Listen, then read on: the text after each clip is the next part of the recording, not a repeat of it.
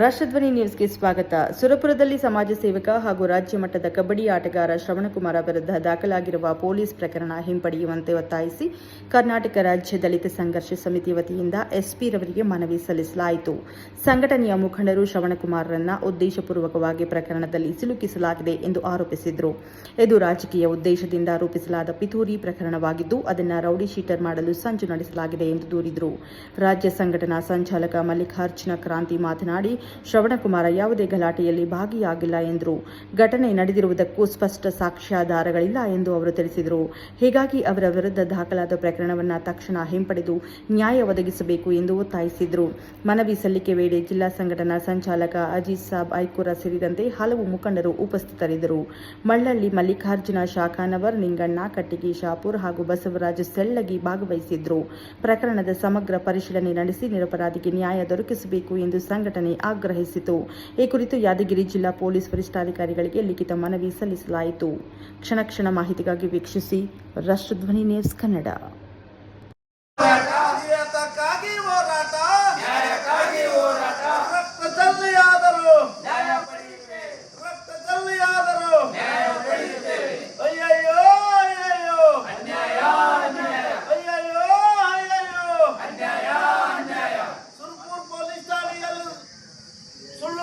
ಸುಳ್ಳು ಮಕ್ಕದನ್ನು ಹೂಡಿ rowdy ಸೀಟರನ್ನು open ಮಾಡುತ್ತಿರುವ ಸುರಪುರ ಠಾಣೆ ಅಧಿಕಾರಿಗಳಿಗೆ ಅಮಾಯಕರ ಮೇಲೆ ರೌಡಿ ಸೀಟರನ್ನು ಓಪನ್ ಮಾಡುತ್ತಿರುವ ಸುರಪುರ ಪೊಲೀಸ್ ಠಾಣೆಯ ಅಧಿಕಾರಿಗಳಿಗೆ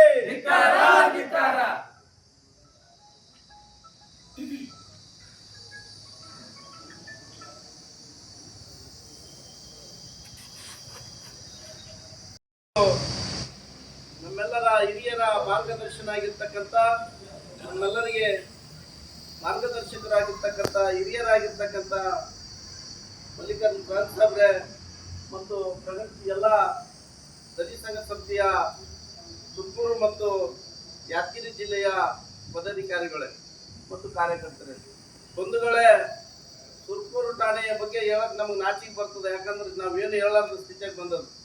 ಸುರಪುರ ಠಾಣೆ ಅಥವಾ ಏನು ಯಾವುದೋ ವಾಚ್ಮನ್ ಡ್ಯೂಟಿ ಮಾಡ್ತಾರೆ, ಒಂದು ರಾಜಕೀಯ ಗುಲಾಮರಾಗಿ ಮಾಡ್ತಾ ಇದ್ದಾರೆ.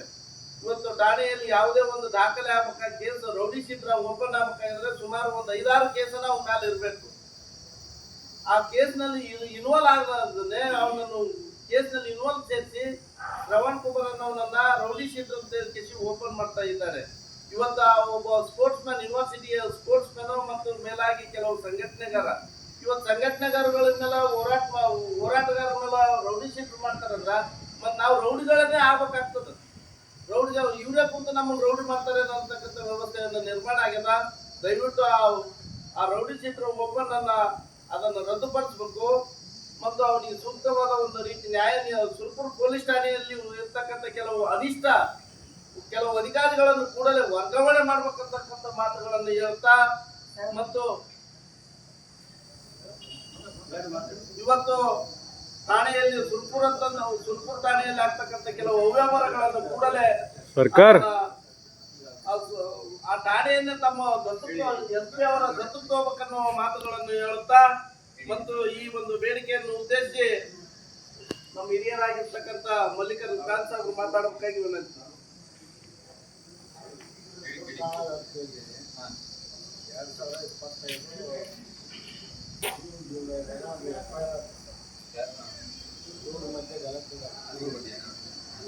ಆ ಗಲಾಟೆಯಲ್ಲಿ ಒಬ್ಬ ಸಮಾಜ ಸೇವಕ ಮತ್ತು ರಾಜ್ಯ ಮಟ್ಟ ಮತ್ತು ಅಂತರ ವಿಶ್ವವಿದ್ಯಾಲಯ ಮಟ್ಟದ ಜಿಲ್ಲಾ ಪರಿಷತ್ ಕಬಡ್ಡಿ ಆಟಗಾರ, ಅವ ಒಳ್ಳೆಯ ಸಮಾಜ ಸೇವೆ ಮಾಡ್ತಾನಂತೇಳಿ ಈ ಗ್ರಾಮೀಣ ಪ್ರದೇಶಗಳಲ್ಲಿ